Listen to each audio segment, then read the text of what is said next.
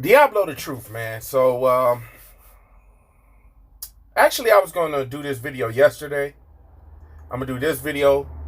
Then I'm going to do a video on a 16-year-old that staged her kidnapping. But this story right here is about a girl that's 17 years old named Chrystul Kizer. And Chrystul Kizer kind of has a similar background of you remember Centoya Brown. Centoya Brown killed this sex trafficking guy or her pimp or some kind of white guy who who was some kind of child molesting, buying sex traffic, some kind of stuff like that, right? Well, Santoya, I mean, Chrystul Kizer is in a similar situation. Now, I read the article. The article will be in the description. I'm going to break down what happened so far with, this story. So, Chrystul Kizer, she has a young mom. Her mom is only 36 years old. And Chrystul Kizer had somewhat of a troubled childhood because there's like a point of the article when you read it where Chrystul is playing the violin. You see her kind of trying to figure out, what different hobbies she can get in, extracurricular. And what ends up happening is her mom gets with an abusive stepfather.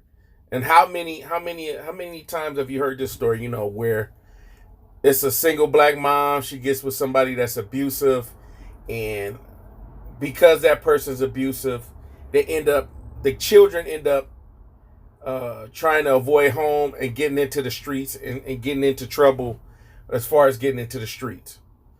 And her stepfather was so abusive that they ended up moving to like the Salvation Army.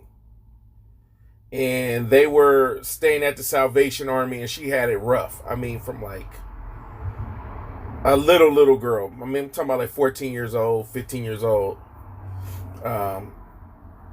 She starts getting involved with the streets. Mind you, she has a boyfriend that was like 20 years old at the time who gets mentioned.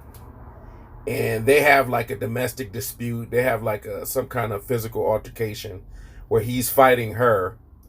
And she's just growing up in this toxic type of hood type of stuff, man. She's getting involved in some grimy stuff. And somehow she runs into this white man once she learns how to set up a back page. So she sets up a back page account. The same back page that they kind of shut down. And I'm going to put clips of the article up as I speak. And this white supremacist met with her. Okay? The white supremacist's name was Volar. Volar ended up getting killed by her. She shot him in the head. I believe she shot him several times in his body and set the house on fire. She took his BMW and was kind of like joyriding his BMW. But I'm trying to preface the story of how she met him. So she met him on Backpage. And through Backpage, this Volar guy was like, oh, the suspected white supremacist guy was like, yeah, I could show you basically how to be an escort. I could show you how to make real money. And people at his bank was even looking at him funny because the type of money he was generating usually comes it sends red flags. Mind you, every bank is federally regulated. So the red flags started popping up at the bank like, this dude is bringing in this type of money. This guy must be doing something illegal. So this guy he gets her. He's giving her money. He's taking her out. He's doing all of these different things. And she's only a 15-year-old girl or 16-year-old girl. And this guy doesn't care. He says he likes the girls young. You know, it's predatory. It's known within the sex trafficking community that you have to get you get a black girl, because most black girls are going to be seen as adults. They're not treated, they're not afforded the same rights as their white peers. You know, a black girl is going to be treated like, oh, she's too grown, she's too fast, she's too sassy, and a white girl is going to be seen more as a victim. Whereas black girls, that's why they're seen as like the prime kind of the prime type of prey, because sex traffickers know they can get little black girls, put them out there on the market, and they can make their money. They can come up. Right? So as you can see right here, the bank called a detective and was letting the detective know about all of this money. It's suspicious that somebody's making that much money. Well, anyhow, this guy, like I said, was vile. He was preying on little black girls, taking black girls, having sex with them, videotaping it. Not only was he like videotaping it, he was taking pictures of the little girls. And these girls were little. I'm talking about as young as 12 years old. He was preying on little girls. This is why it's very, very important to kind of pay attention to. It's very important to pay attention to all of these missing children that are especially missing black girls. You hear about this stuff going on in Washington, D.C., but this is nationwide. It's not just Washington, D.C. There's just this issue of like black girls going missing, right? And usually what ends up happening is these girls kind of get caught up in this thing where they go to where they meet somebody that's in that sex trafficking business. Right, and these are people you would never suspect. If you saw a suspected white supremacist that was doing this to this little girl, you would never in a million years think that this guy was doing what he was doing. You walk past suspected white supremacists that look like this guy 100,000 times a day, if you walk around 100,000 times, but this little girl got introduced to the game, right? The streets and pimping and being a sex worker, and having this network of people that were buying her and using her little 15-year-old,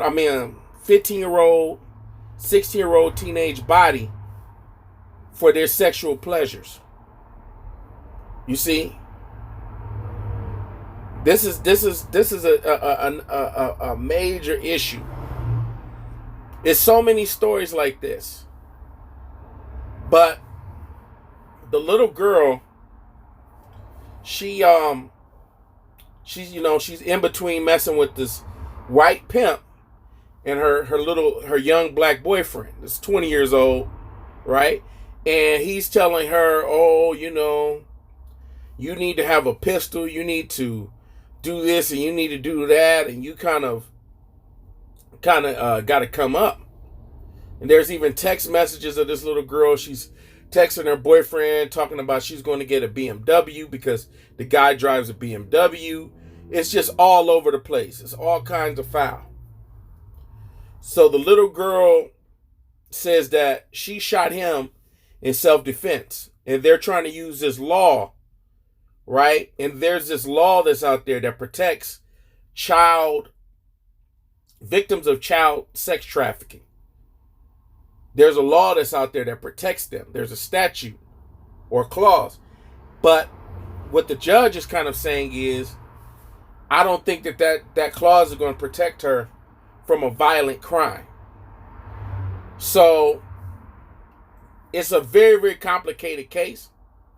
But one thing is for sure, that bastard that was doing all of that stuff, he had a computer filled with all kinds of sexual, devious, pedophile type of stuff, and the cops didn't arrest him. There was a clip that I put in earlier that showed that he had hired a lawyer, and the lawyer was kind of protecting this pedophile. You had this stuff going on. The police knew about it. Everybody knew about it. But there was no charges. The guy was walking free. You see what I'm saying? This is the type of stuff that's happening in America all the time. This isn't just in the Philippines. Right? When you start getting into this stuff like really, really deep, where are these missing children going? We already know about the organ harvesting. What happened to that young boy? What's his name? Kendrick got rolled up in a carpet, and all of his organs, everything's missing. And that's not suspicious. I just saw something in Jacksonville yesterday where these two little black kids were in Florida, and next thing you know, they went missing. Thank God they found these kids in the woods. This is all around the time with the girl who faked her kidnapping, who staged her kidnapping. Okay? But this story gets even worse because as the girl's locked up and facing this sentence, she has another suspected white supremacist pedophile, 29 years old, writing her letters from another jail. The pedophile's locked up too. He has maybe like a year left on his sentence, and he's writing her too, talking about, well, you know, it's a misunderstanding with my whole case and everything. And this little girl calls this white man her boyfriend. So it's really sick and demented. Then they have a section of the article that shows the mother reading the documents of the case, right? And she's breaking down crying, seeing the actual pictures of her daughter posing for this pedophile. Sickening, crazy stuff. And it makes you wonder, well, damn, where was the mom at? What the fuck were you doing? How did you let your daughter get out here like this? How did, what the hell's going on? What was more important than your child? Now your child is facing a possible murder charge. And if not murder, they'll just give her 150 years, some kind of case where they know that she won't outlive. And it's really sad. It's really sad to see this young girl right here just get caught up going down the wrong path.